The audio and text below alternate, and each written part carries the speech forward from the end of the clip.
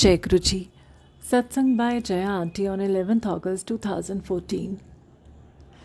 गुरु जी, इसमें तो क्लाउड ही नहीं है। ये वो जुमला था जो हम पूरा परिवार बार बार बोल रहे थे।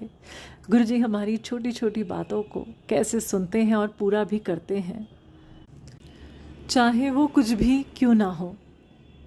मैं आपके साथ 2009 का एक सत्संग शेयर कर रही हूँ। हमारे जीवन की तब तक की इससे आश्चर्यजनक बात ना तो हमने सुनी थी ना ही देखी थी। उस वक्त हम झांसी में थे। गुरुजी के फंक्शन में गुरुजी के पास बड़े मंदिर आया करते थे।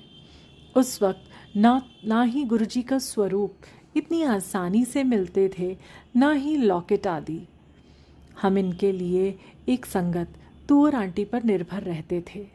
आंटी भी हमारे लिए और झांसी की संगत के लिए मंदिर से इन प्रसादों को एकत्रित करती रहती थीं। हम जब भी आते और उनके घर में यदि गुरुजी का कोई नया बड़ा स्वरूप लगा होता था तो हम उसे उनसे मांग लेते थे, और वो भी बड़े प्यार से कहती थी, ले जाओ, मैं तो दिल्ली में ही हूँ, मैं बनवा लूँगी।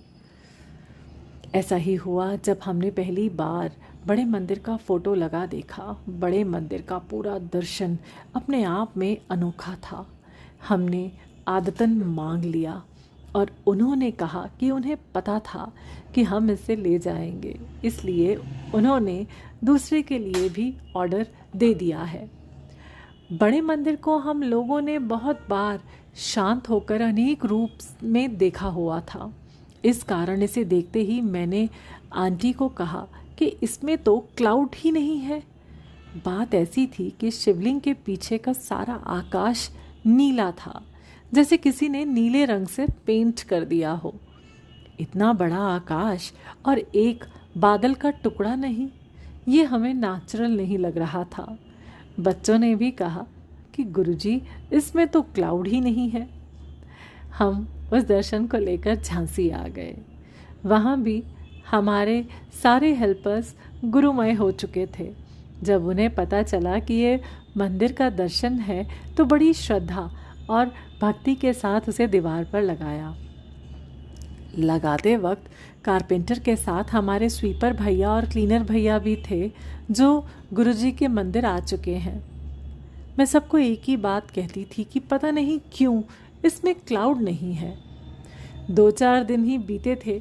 एक दिन सुबह मैं वॉशरूम से निकली और आदतन नज़र इस दर्शन की तरफ उठी।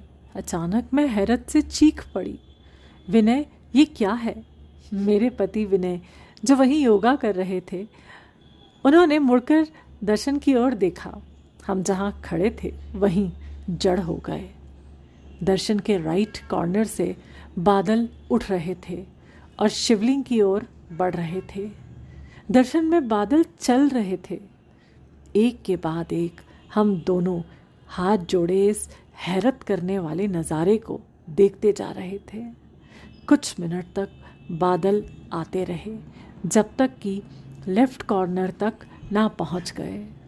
हम बिल्कुल हैरान थे। जो कुछ देखा विश्वास नहीं हो रहा था।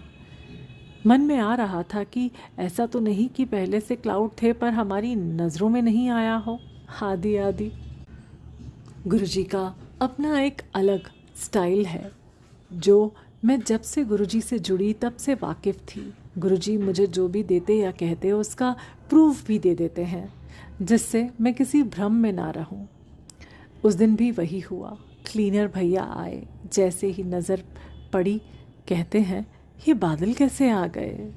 मैंने उन्हें बताया। पता नहीं विश्वास हुआ या नहीं, पर हमें विश्वास हो गया कि हाँ, ये चमत्कार हुआ है। थोड़ी देर में स्वीपर भैया आए। वो भी हैरान, ऐसे कैसे हो सकता है? तुरंत जाकर कारपेंटर भैया को बुलाकर लाए और इन लोगों ने गुरुजी की महिमा समझी। शायद जब हम गुरुजी के चमत्कार के बारे में उन्हें बताते होंगे तो उनका विश्वास पक्का नहीं होगा, जो गुरुजी ने इस तरह से पक्का किया। हर आज भी वो मौका मिलते ही बड़े मंदिर आते हैं। गुरुजी ने हमें जो दिखाया था वो भी कोई विश्वास नहीं करता, क्योंकि हमारे पास बिना बादल वाली कोई तस्वीर नहीं थी। इस वजह से हमने किसी को नहीं बताया। दिल्ली तुअर आंटी को बताया, जिन्होंने हमें बिना बादल की तस्वीर दी थी और कुछ फ़ोटोज़ मेल किए थे। उनका भी वो दर्शन आ चुका था और हैरानी की बात कि जो उन्होंने कही वो ये थी कि उसमें ये बादल थे। अब गुरुजी की लीला गुरुजी जाने, हमने बस ये देखा था। क्यों दिखाया ये गुरुजी ने, गुरुजी जाने। बस इतना समझ आया कि चर के मालिक गुरुजी के लिए कुछ भी इम्पॉसिबल नहीं है। सारी सृष्टि इनके इशारे पर काम करती है। अपने महाशिव होने का प्रमाण दिया था हमें गुरुजी ने।